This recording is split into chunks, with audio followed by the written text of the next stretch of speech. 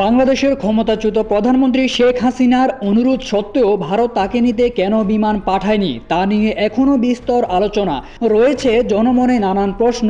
5 August দুপুর পর্যন্ত দফায় দফায় নিরাপত্তা চেয়ে ভারতীয় কর্মকর্তাদের সঙ্গে আলোচনা করেন শেখ হাসিনা। তাদের বলেন ঢাকার কোনো বিমানে চড়তে তিনি নিরাপদ মনে করছেন না। এর মধ্যে নিরাপত্তা উপদেষ্টা অজিত দোভালকে হাসিনা একাধিকবার বলেন, আমি দেশ ছাড়ার সিদ্ধান্ত নিয়েছি। এই মুহূর্তে আমার সামনে আর কোনো বিকল্প পথ নেই, কারণ জনগণের পাশাপাশি সেনাবাহিনীও আমার বিরুদ্ধে চলে গেছে। এই অবস্থায় প্রাণ বাঁচাতে দেশ ছাড়তে হবে। তাই ভারত যদি বিমান পাঠায় তাহলে আমি নিরাপদে দেশ ত্যাগ করতে পারবো। এমনই সব চাঞ্চল্যকর তথ্য উঠে আসে দেশের গণমাধ্যম জনতার চোখে। সেদিন দিল্লিতে এ নিয়ে একটি উচ্চ পর্যায়ে বৈঠকও হয়। নেওয়া হয় বিরোধী রাজনৈতিক দলগুলোর মতামত। বলা হয় ভারতের পক্ষে নানা কারণে বিমান পাঠানো ঠিক হবে না। বাংলাদেশকে বলা হোক তারা নিজ দায়িত্বে যেন শেখ হাসিনাকে নিরাপদে দিল্লি পাঠিয়ে দেয়। ঢাকা তখন অগ্নিগর্ভ, যে কোনো মুহূর্তে বিক্ষুব্ধ জনতা গণভবন দখল করে নিতে পারে। এমনকি সেনানিবাসে নেয়ার পরও পরিস্থিতি কী দাঁড়ায় তা নিয়েও চিন্তিত হয়ে পড়েন সেনাবাহিনী। এদিকে ভীত সন্ত্রস্ত হাসিনাও দেশ ছাড়ার ব্যাপারে মরিয়া।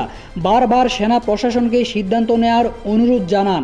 বলেন যে করেই হোক তাকে যেন দ্রুত দিল্লি পাঠানোর ব্যবস্থা নেয়। জেনারেল ওয়াকরুজ্জামান বিষয়টি নিয়ে তার সহকর্মীদের সঙ্গে কথা বলেন।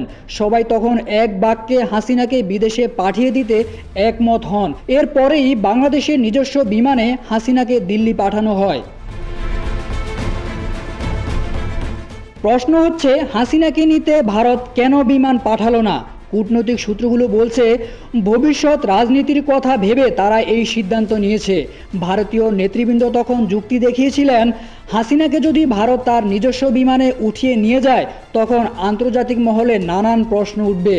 বলা হবে একটি রাষ্ট্র থেকে এভাবে আরেকটি দেশ ক্ষমতাচ্যুত কোনো প্রধানমন্ত্রীকে নিরাপত্তার নামে উদ্ধার করলে দেশটির স্বাধীনতা সার্বভৌমত্ব নিয়েই প্রশ্ন উঠবে।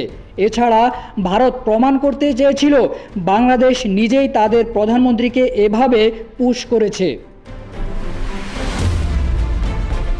প্রতিবেদনটিতে আরও বলা হয়েছে একটি দায়িত্বশীল কূটনৈতিক সূত্র জানায় বাংলাদেশ কর্তৃপক্ষের সিদ্ধান্তহীনতায় ভারত নাকি হুমকিও দিয়েছিল।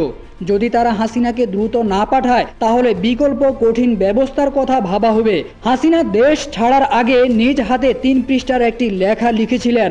লেখাটি হাসিনা ভ্যানিটি ব্যাগে করেই নিয়ে যান দিল্লিতে। সেখানে পৌঁছানোর পর ওই দিন রাত 12টার দিকে ঢাকায় তার কয়েকজন বিশ্বস্ত সহকর্মীর সঙ্গে ফোনে কথা বলেন। তখন এই লেখার প্রসঙ্গটি আসে, যা নিয়ে বিস্তারিত জানা সম্ভব হয়নি।